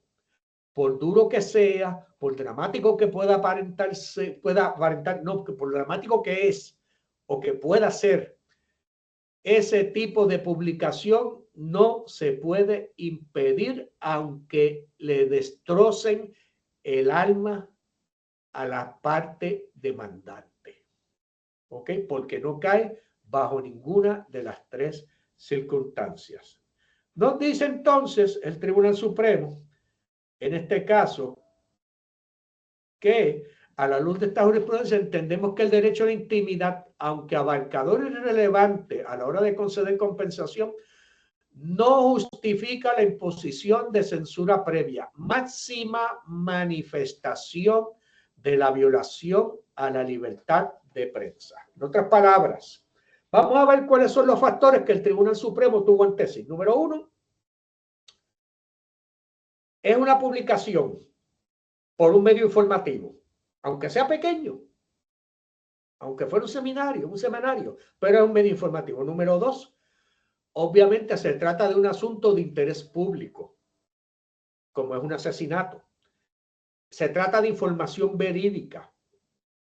Número 3. Número 4. No se demostró que el periódico hubiera obtenido la información de manera ilegal de parte de quien fuera que se la suministró dentro de la Oficina de Medicina Forense de la Universidad de Puerto Rico. Así que el periódico podía publicar la información. La próxima pregunta que uno tiene que hacerse: ¿qué tipo de manifestación fue esa publicación del periódico? ¿Por qué el periódico publica las fotos de la autopsia? Porque lo que está haciendo, por horripilante que pueda parecernos, es hacer una expresión política. Y ya sabemos que la expresión política es la que recibe máxima protección dentro del ordenamiento jurídico. Y la segunda pregunta que hay que hacerse es: ¿cuál fue el mensaje que estaba tratando de enviar el periódico? De que eso que vieron es lo que le pasa a aquellos cubanos que intenten comerciar o congraciarse con la Cuba de Fidel Castro y que van a terminar sus días con una varilla incrustada en la cabeza. ¿Okay? Así que, desafortunadamente, de nuevo, la censura previa no va a poder proceder, y continúa diciéndonos el Tribunal Supremo lo siguiente. En el caso que nos ocupa, la demandante, la señora Pilar Pérez, tiene la opción de ser indemnizada en daños y perjuicios. Si bien en este caso puede aplicar otros requisitos como el injunction, el remedio apropiado que evitaría restringir el derecho a libertad de prensa. Si en su día ella prueba los elementos de una causa de acción de daños y perjuicios, podría ser indemnizada por los daños, y esa acción podría constituir un disuasivo de la conducta que a través del injunction se pretendía detener. Perdón, en otras palabras, nuevamente, hay que coger el cantazo, hay que aceptar los efectos de la publicación y entonces utilizar el caso en daños y perjuicios como mecanismo para castigar a quien hace ese tipo de gestión. Y la pregunta que quizás ustedes están haciendo es: ¿cómo yo obtuve la foto que les acabo de mostrar? Pues miren, ese reportaje que publicó el diario La Crónica, periódico, no diario, periódico, La Crónica y sus fotos todavía al día de hoy están disponibles en la internet. Al día de hoy usted puede leer el artículo y ver las fotos. Por eso fue que yo las pude obtener, porque están disponibles públicamente al día de hoy. Así que eso nos da una idea del impacto dramático que tiene la libertad de expresión, de que mediante el uso de la tecnología se puede mantener una expresión por décadas. ¿Sabe? Y obviamente, pues, la libertad de expresión no está dada porque a nosotros nos caiga bien o no. La libertad de expresión está dada por la tolerancia de otros tipos de expresiones con las cuales diferimos, pero que tenemos que aceptar que se pueden hacer a menos que caigan en alguna de las excepciones que ya yo les señalé que constituyen el límite a la libertad de expresión, y para eso volvemos un momentito atrás para repasarlas. Nuevamente, nosotros no podemos incurrir en acciones que inciten a actos ilegales. Cualquier semejanza entre esto y lo que pasó en un 6 de enero en los Estados Unidos no necesariamente hay mucha diferencia. O cuando se trata de publicaciones obscenas, o cuando se trata de difamar a una persona, que también por su contenido puede generar consecuencias, lenguaje integral de conducta criminal, expresiones de riña contra otras personas, pornografía infantil, lenguaje fraudulento, amenazas reales, que así son tomadas por la persona que es sujeto de la amenaza, y cualquier otra expresión que pueda constituir un daño grave e inminente o una amenaza grave e inminente que el gobierno debe poder tener el poder de evitar. Pues, y como ya les indiqué, hemos llegado ya al final de esta exposición y bueno, hay varias conclusiones a las cuales podemos llegar. Déjame ver, sí, ya yo les dije lo de que el remedio que tiene la señora Pilar Pérez, es nuevamente coger el cantazo, aceptar el golpe y después tratar de pedir indemnización, si es que de alguna forma la indemnización económica puede compensar un daño emocional de esta índole. Y aún así, la censura previa no va a tener lugar, a menos que sea una de las 3 excepciones que ya vimos. En este sentido, este sigue siendo el caso controlante de toda la jurisprudencia sobre censura previa en Puerto Rico. Dicho ello, estas son las conclusiones. Número 1, que el derecho a la libre expresión en Puerto Rico es muy amplio, al extremo de requerir la tolerancia de mensajes que pueden ser insultantes. Y esto es algo que también quiero traerles, y es en el sentido de que el lenguaje ofensivo tiene protección constitucional.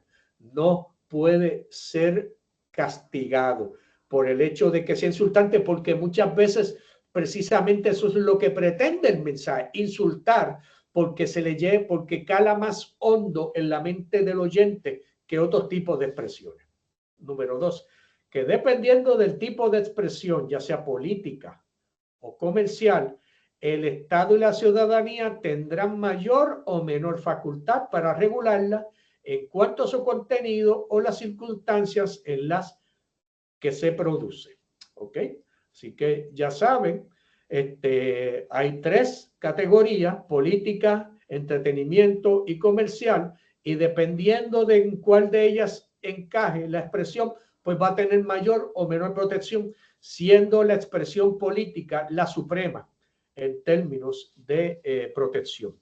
Número 3, el derecho a la libre expresión conlleva el derecho de ser escuchado mediante el uso de los adelantos tecnológicos, incluyendo, pero sin limitarse a las redes sociales, los altoparlantes que al día de hoy se siguen utilizando y otras formas de libertad de expresión.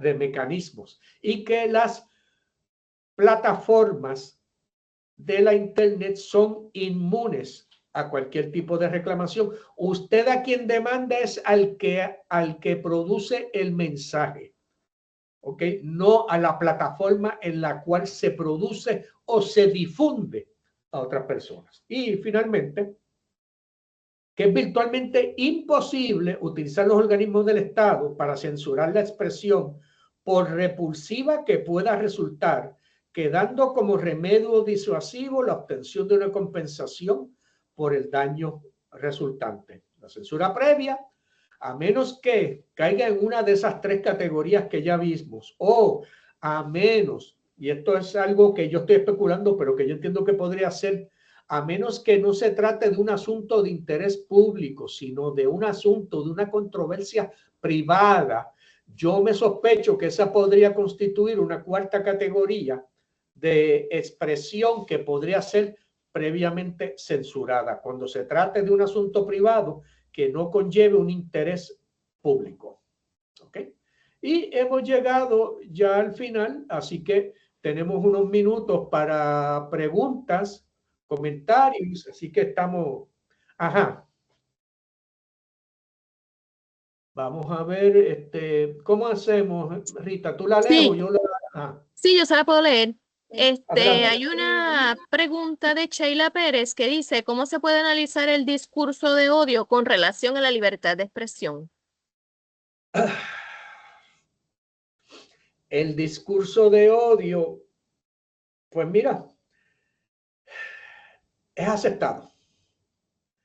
Es aceptado. Lo que pasa es, o sea, yo puedo salir por ahí con un uniforme nazi. Yo puedo salir, aunque sea en Halloween, o con una capucha del Ku Klux Klan, o con otro tipo de expresión. Lo que pasa es que el discurso de odio, los tribunales lo que han dicho, mire, no se puede censurar, porque para empezar, el odio es relativo, no para todo el mundo un discurso es de odio, y entonces el problema es que odio es una etiqueta que es un tanto subjetiva en ocasiones, número uno. Número dos, el discurso de odio se combate con el discurso de la tolerancia y de la aceptación. En otras palabras, tenemos que ir a lo que se conoce como el mercado de las ideas. De la misma forma que la verdad de la misma forma que la mentira se combate con la verdad, el discurso de odio hay que combatirlo con el discurso de la aceptación, de la inclusión y de la justicia y de la tolerancia. Pero entrar a ver si se puede impedir o no, o si se debe castigar o no, porque miren, pueden haber discursos de odio, o sea, si el discurso de odio, por ejemplo, incluye una expresión de exhortación a la violencia o de derrocamiento del gobierno, o puede entenderse como una alteración en la paz o como una palabra de riña, ahí sí podría censurarse el discurso de odio, pero por ser discurso de odio de por sí, me temo que no. No sé si eso contesta la pregunta.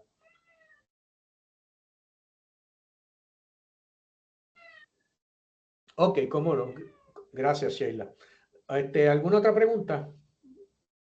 No veo ninguna otra pregunta aquí en el chat, licenciado, pero si las personas tienen alguna pregunta y desean hacerla, pueden levantar su mano virtual y se les habilita el micrófono. Si no, la pueden poner en el chat también, como hizo Sheila, para contestarle. A menos que todo haya quedado tan claro, pero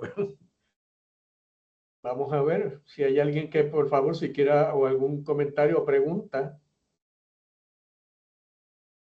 Porque de no ser así, lo que haríamos es aprovechar los minutos finales para repasar lo que hemos visto hasta ahora. Pues adelante, licenciado, porque no veo ninguna pregunta ni ninguna mano levantada. Ok, pues entonces vamos a hacer un repaso general de lo que hemos visto hasta ahora. Si surgiera alguna pregunta de camino, pues la pueden hacer, ¿no? No me pueden interrumpir porque ya estamos en la postrimería. Quiero comentarles lo siguiente, más que un repaso. porque el webinar se llama La libertad de expresión dentro y fuera de la academia, aspectos generales. Ustedes habrán podido notar que en esta primera parte del seminario no he hablado mucho de la academia por dos razones particulares. Número uno, porque la libertad de expresión tanto dentro como fuera de la academia va a ser igual. O sea, el mismo contenido que yo utilizo en la academia recibe la protección fuera de la academia. La distinción del lenguaje que se utiliza dentro o fuera de la academia no es por el contenido, porque el contenido va a tener la misma protección en ambas circunstancias. ¿Ok?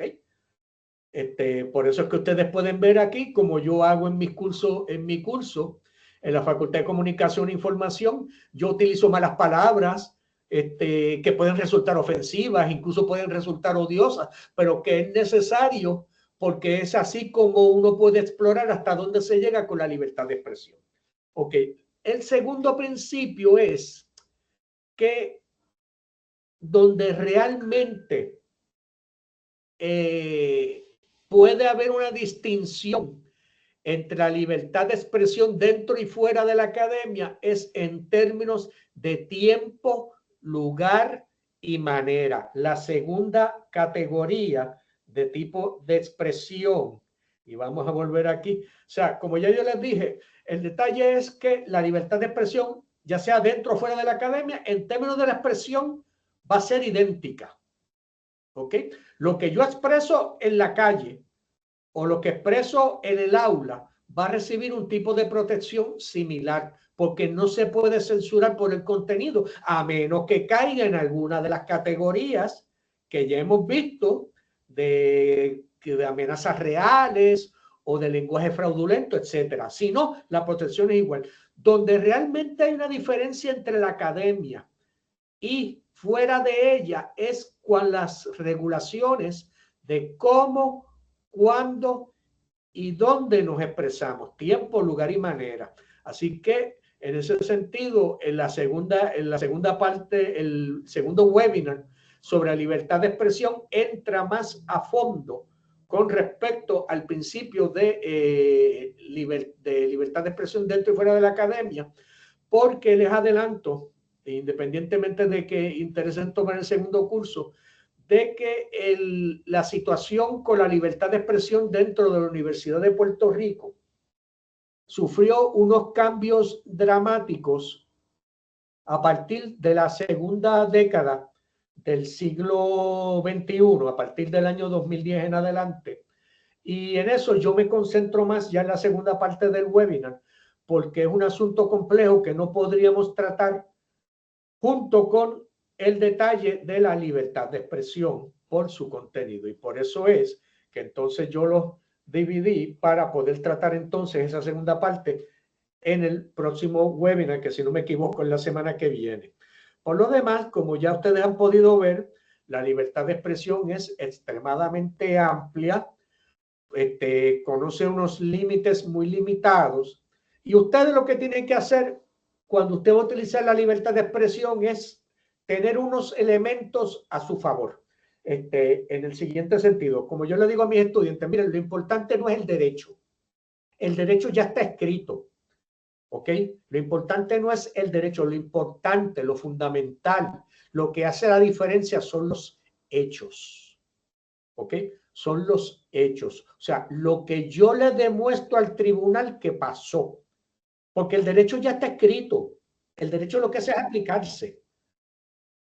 Por el contrario, ok, gracias Rita, por el contrario, los hechos son fundamentales. ¿Y qué hechos usted, si usted se quiere involucrar en una actividad de protesta, si usted quiere quemar una bandera de Estados Unidos, si usted quiere gritarle a la policía, o sea, estoy poniendo ejemplos dramáticos y extremos porque es donde se mide la libertad de expresión, no es en el lenguaje cómodo, es en el lenguaje que nos lleva a las fronteras de lo que se acepta o no se acepta dependiendo de la época histórica en la cual estamos viviendo.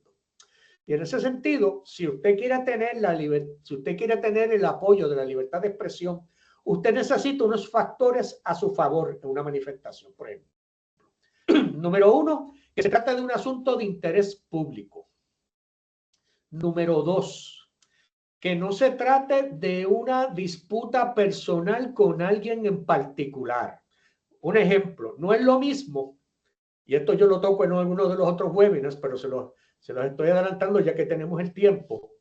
No es lo mismo yo quemar una bandera, yo bajar una bandera de Estados Unidos, por ejemplo, porque ya está resuelto. No es lo mismo bajar una bandera de Estados Unidos de un poste de un asta de un edificio gubernamental y quemarla, a hacer lo mismo con la bandera de Estados Unidos que mi vecino tiene en el patio al frente. ¿Por qué? Porque en la primera circunstancia se trata de un mensaje general enviado a toda la comunidad, mientras que en el segundo caso es un mensaje personalizado a mi vecino. Y aunque se trata del mismo acto, y aunque se trata de posiblemente enviar el mismo mensaje, el hecho de que yo lo personalice trastoca totalmente, porque entonces ahí paso la línea hacia las palabras de riña, porque quemar la bandera frente a una persona que se la haya bajado del asta de su casa, frente al patio de su casa, puede constituir palabras de riña de la misma forma que cualquier otro insulto. Y por lo tanto ya ahí pasé los límites de la libertad de expresión, y entonces sí se me puede castigar por el Estado o incluso por la agresión que pueda el vecino tener en contra mía. Ok, por lo tanto, tiene que ser de interés público. Número dos, tiene que tratar de ser una manifestación en la vía pública. Ok, no en un sitio privado. ¿Por qué? Nuevamente, porque el mayor ámbito de protección pública lo tenemos en los espacios públicos. Valga la redundancia, las plazas, la carretera, las aceras y espacios así. Y número tres, que la información, lo que yo estoy diseminando, sea verídico. ¿Ok? No porque la falsedad pueda ser castigada, porque hay circunstancias en las que no, pero sino porque dependiendo de las circunstancias nos conviene que la información se pueda demostrar que es verdad, ciertamente verídica, porque si es falsa y afecta a una persona, esa persona podría reclamar por difamación, y eso usted lo quiere evitar. Así que también ahí usted tiene que evitar ese tipo de situación. ¿Qué pasa con el caso de la Universidad de Puerto Rico? Que en el caso de la universidad hay unas decisiones judiciales que, como ya yo les adelanté, alteran sustancialmente cómo podemos, cómo, cuándo y dónde nos podemos expresar dentro de la academia que fuera de la academia. Pero como ya yo les digo, eso sería ya para el próximo curso, al cual los invito a que pudieran participar. Yo creo que ya faltando 5 minutos, pues yo creo que no tengo mucho más que añadir. Rita, no sé si hay alguna otra pregunta o comentario. No, no veo ninguna pregunta en el chat del licenciado. Ok. Entonces vamos a proceder a cerrar el webinar. Sí, me parece que sí, porque sí, aparentemente quedó. Oh, gracias. Bueno, ok, cómo no, muchas gracias. Espero que el webinar les haya resultado de su agrado y que pues quedamos a la orden para si tienen alguna otra duda que después les surja, me pueden conseguir también por correo institucional. Y nada, muchísimas gracias por la participación. Pues queremos entonces informarle a los participantes que en los próximos días recibirán por correo electrónico el enlace para la evaluación de la actividad, y el certificado será disponible a todos los que hayan cumplido con al menos el 90% de la duración del webinar. También queremos indicarle que cuando el video se encuentre disponible en nuestro canal de YouTube, se le informará por correo electrónico, así que les recomendamos suscribirse al canal del Centro para la Excelencia Académica en YouTube y lo comparta con sus colegas. Agradecemos la participación de todos y todas los que se conectaron hoy, en especial al licenciado Francisco Ortiz Santini por su excelente presentación, Y gracias a todos y todas por hacernos una comunidad para la excelencia. Que tengan un buen día. Igualmente para ustedes, gracias a todos por sus palabras. Buen día.